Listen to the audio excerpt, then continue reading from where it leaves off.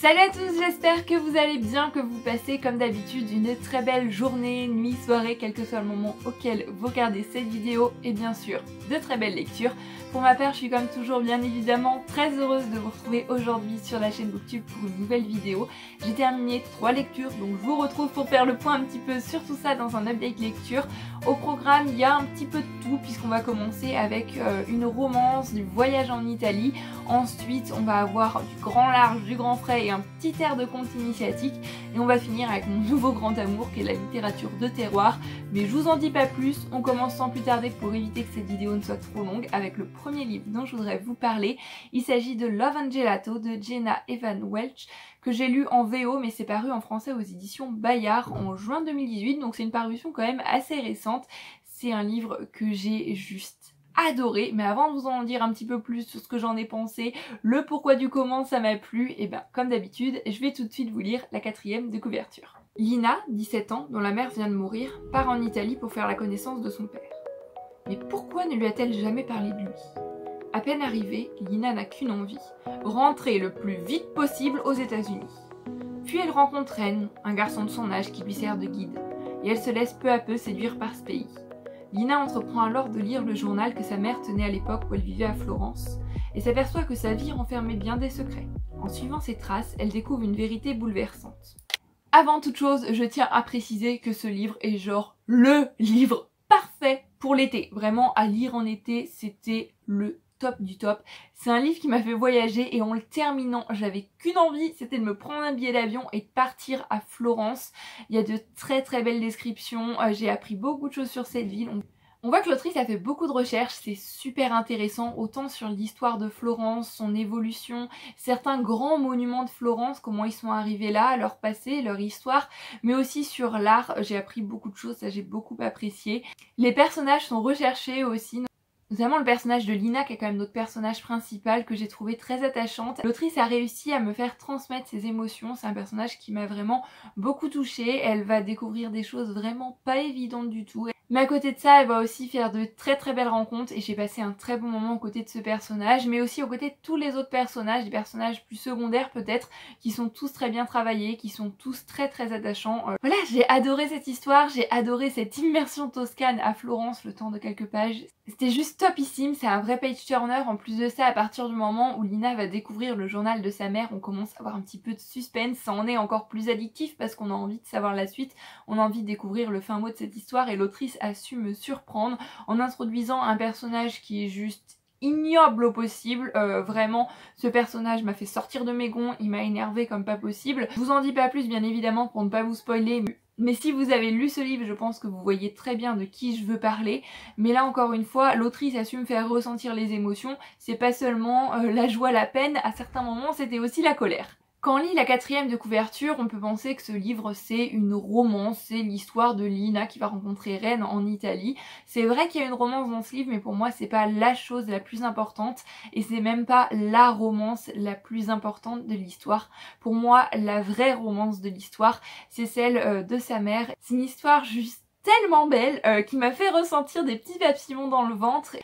Et quand on sait en plus comment cette histoire se termine, encore une fois, ça m'a beaucoup touchée. J'ai beaucoup aimé le style de l'autrice qui était vraiment très fluide. Si vous débutez en VO, je pense que c'est un livre assez abordable puisque ça reste du vocabulaire quand même assez courant. Mais voilà, c'était vraiment une super lecture. J'ai très envie de lire maintenant Love and Luck qui est le 2e livre de Jenna Evan Welch.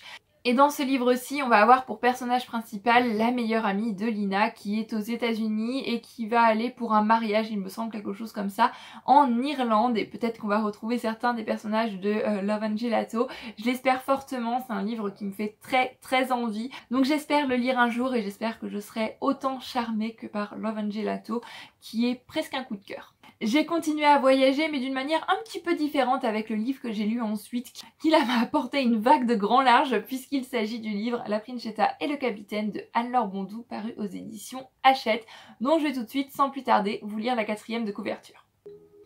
Demain, Malva, l'héritière du trône de Galnici, doit, contre son gré, épouser le prince d'Andmark. La jeune fille décide de s'enfuir. Une stupéfiante aventure l'entraîne aussitôt dans le tumulte des guerres et des tempêtes. et par un incroyable jeu de circonstances, son destin finit par croiser celui de l'étonnant capitaine Orpheus McBoth. Les deux héros et leurs 5 compagnons de fortune vont subir 1001 épreuves pour avoir osé se lancer dans ce voyage au-delà du monde connu, à la recherche de leur propre vérité. Voilà.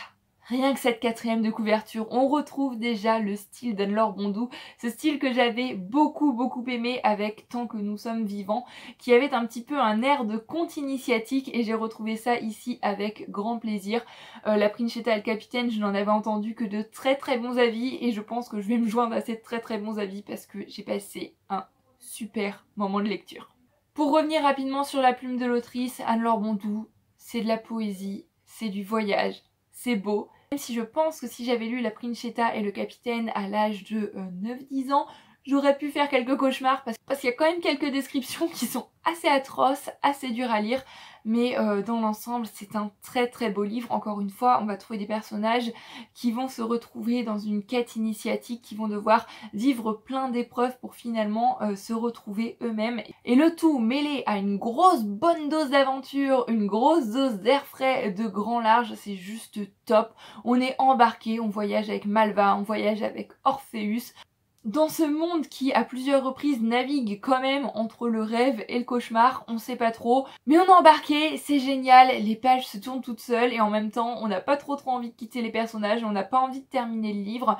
Au niveau des personnages, mon préféré sera je pense le personnage d'Orpheus qui de par son histoire et la fin de l'histoire notamment m'a énormément touchée et je m'attendais absolument pas à cette fin.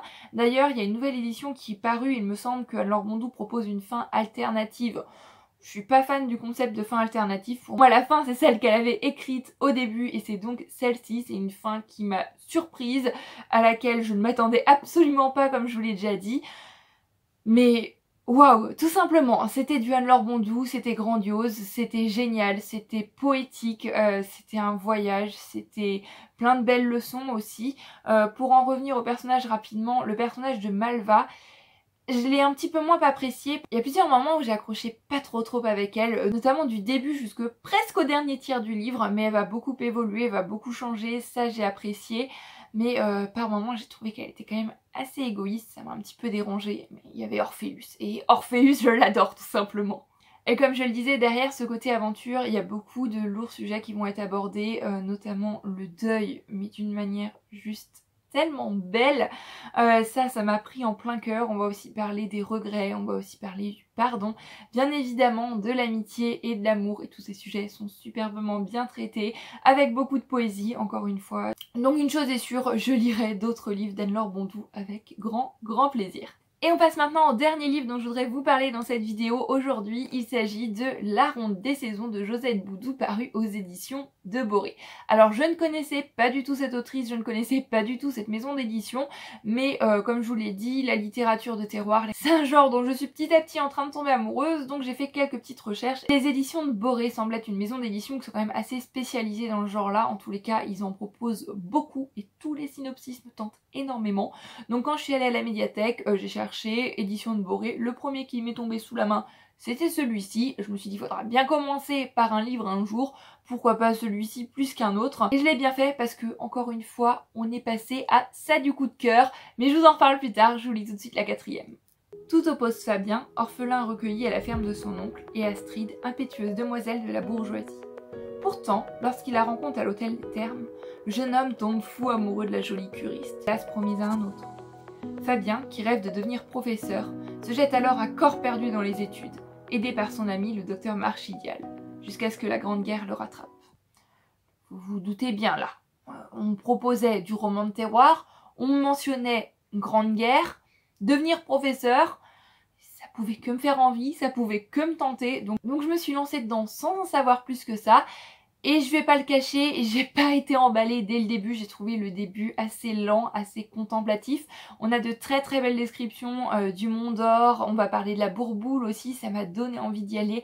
C'était vraiment très beau, mais les descriptions, le contemplatif arrive un moment où je trouvais que ça rendait le livre assez lent, où j'avais envie qu'on rentre dans l'intrigue, qu'il se passe quelque chose.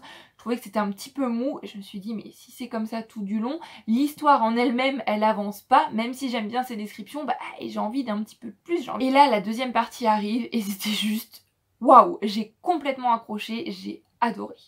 Ce que j'ai le plus aimé dans ce livre, je pense que ça va être les personnages. Ces personnages, je les ai trouvés vrais. C'est pas des personnages super-héros, c'est pas des personnages parfaits qui vont être forts tout le temps, à tout moment. C'est des personnages qui vont avoir des hauts, qui vont avoir des bas, qui vont avoir des moments de doute. Des personnages crédibles, tout simplement. En plus de ça, ils vont vivre à un moment très dur de l'histoire. Mais c'est des personnages qui sont pas parfaits, c'est des personnages qui vont pas être épargnés par la vie, épargnés par l'histoire. Ces personnages, ils vont vivre la vie. Tout simplement, la vie comme beaucoup de gens l'ont vécu peut-être à cette époque, et ça j'ai vraiment beaucoup apprécié. Pareil, au niveau de l'histoire d'amour, en lisant la 4e de couverture, on le sait. On sait que c'est prévisible et on aurait pu tomber encore une fois dans un livre qui dès le début va avoir cette histoire d'amour complètement prévisible et puis les choses vont se passer comme sur un long fleuve tranquille. Mais encore une fois, non, ce livre c'est la vie et ça se passe pas comme ça.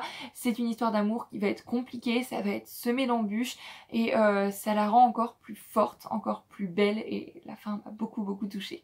Il y a des passages sur la Première Guerre mondiale qui étaient vraiment durs à lire, notamment au niveau des descriptions. Il y a des moments où j'ai dû refermer le livre, faire une petite pause pour souffler un petit peu et il y a des passages qui m'ont serré le cœur, notamment à cause des personnages qui vont être pleins d'espoir, comme beaucoup de personnes à cette époque-là, et qui vont se dire que la guerre, elle sera finie avant Noël, mais nous, en 2018, en lisant ce livre, eh bien, on sait que ça ne s'est pas passé comme ça, que la guerre a duré bien plus longtemps que ça et en voyant leur espoir, et ben moi j'avais la gorge qui se serrait, parce que je savais que ça allait pas être le cas et qu'ils allaient vivre encore beaucoup d'années sombres, beaucoup d'années difficiles, beaucoup de choses qui ne devraient pas arriver.